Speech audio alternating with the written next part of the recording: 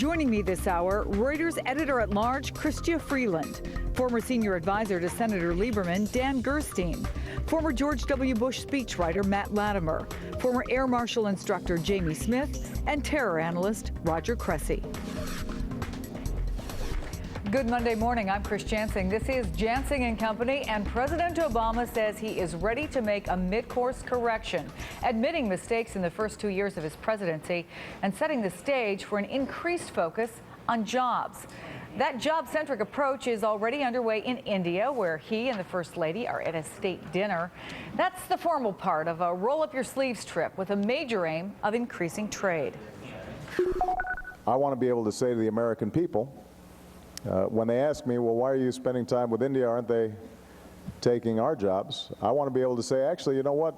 They just created 50,000 jobs. President Obama might be 8,000 miles away from his political problems in D.C., but even before he comes back to the states, he is facing questions about how he'll handle a Republican House, a political strategy leading up to 2012, and, of course, a way to jumpstart an economy that still is sputtering.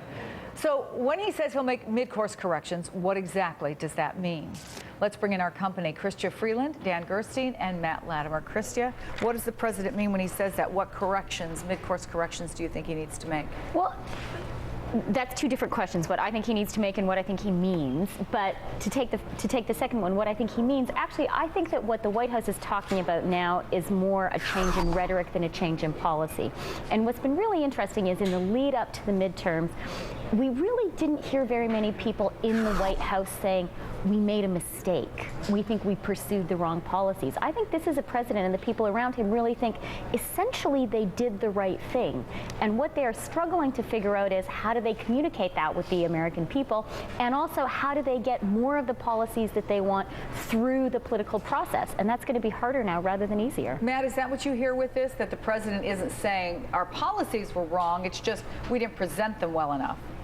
Well, I think that's what he's saying, but I think that's wrong. I mean, when I worked in the Bush White House, that's what we always said. We weren't communicating well enough, but our positions were always right. I think President Obama has a danger of becoming what Jimmy Carter was. And when Jimmy Carter was president, he had a worse relationship with Democrats in Congress than Ronald Reagan ended up having. I think he needs to actually reach out, not just in words, but in deeds. You know, there's a report in Politico today, Dan, where they talk about President Obama, what they call his increasing isolation. There clearly were a number, if not a majority, of Democrats who were very upset with him, who blame him, if not fully, at least in part, for what happened in the midterms. If that's true, how does he bring them back into the fold? How does he sort of take that and still make it mid-course correction? Well, I think more than anything, any kind of policy failure, there was a leadership failure. And I think what you're hearing from Democrats is that the president's disdain for Washington and transferred into and became metastasized into a disdain for politics. He didn't do what presidents do, which is persuade. They didn't use the bully pulpit. He didn't engage the American people in the conversation. He didn't create confidence that he had solutions to people's problems. He was holed up doing these massive pieces of legislation. And you heard it in the 60 Minutes interview. This is the first acknowledgement to me that, to answer Savannah Guthrie's question about getting it, that he gets at least part of it, which is that leading isn't legislating.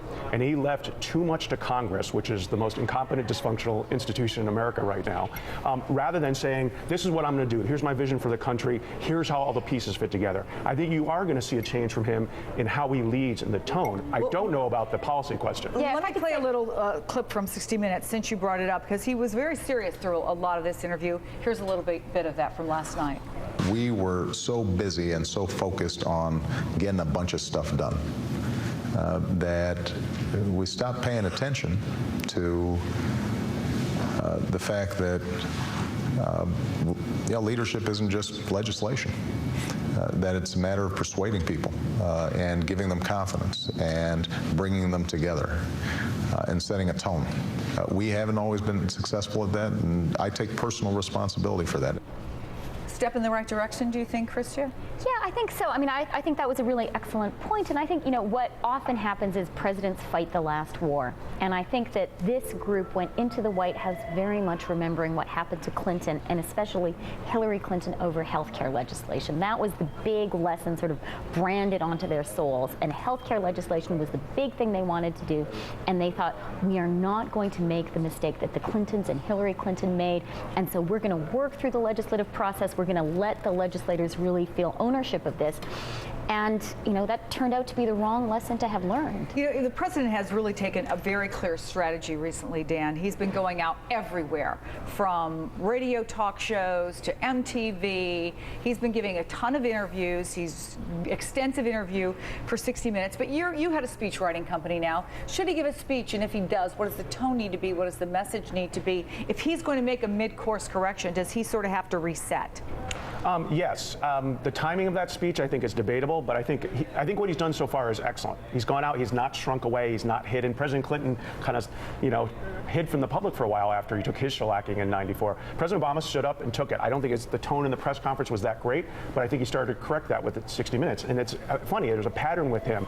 His initial response is often off-key, but the next time he comes back, he processes it, and he tends to be much better. I think this meeting he has with Republicans is going to be very important in terms of divining which way he's going to go, whether he is going to do what President Clinton did, which is look for ways to build center-out coalitions and then draw a line where the Republicans go too far, or whether we're going to have a Harry Truman model where he is going to go, here's my plan, here's their plan, butt heads for 2 years, may the better man win. Matt, where do the Republicans go with this? I want to get a little bit of your perspective because, we've heard Mitch McConnell say that job one is to get rid of the president, for him not to have a second term. We've heard some very tough words from the incoming speaker, John Boehner.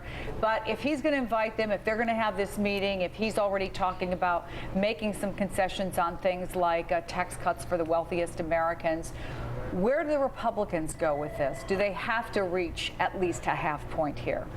I think they do, and I think the Republicans are in danger of making the same mistake that President Obama made. Is you get the results of one election, and you think you have a mandate, an overwhelming mandate from people, and then you get arrogant. And I think the Republicans have a danger here of overestimating the response of the voters, which is not as much of an endorsement of their positive agenda when they didn't have much of an agenda. It was actually in opposition to the Obama administration. What they saw as overreach. So the Republicans have to be careful and be humble as well as Obama. Dan, Christian, Matt, thanks to all of you. We're going to be talking more, but first let's get you caught up on some other news that's happening.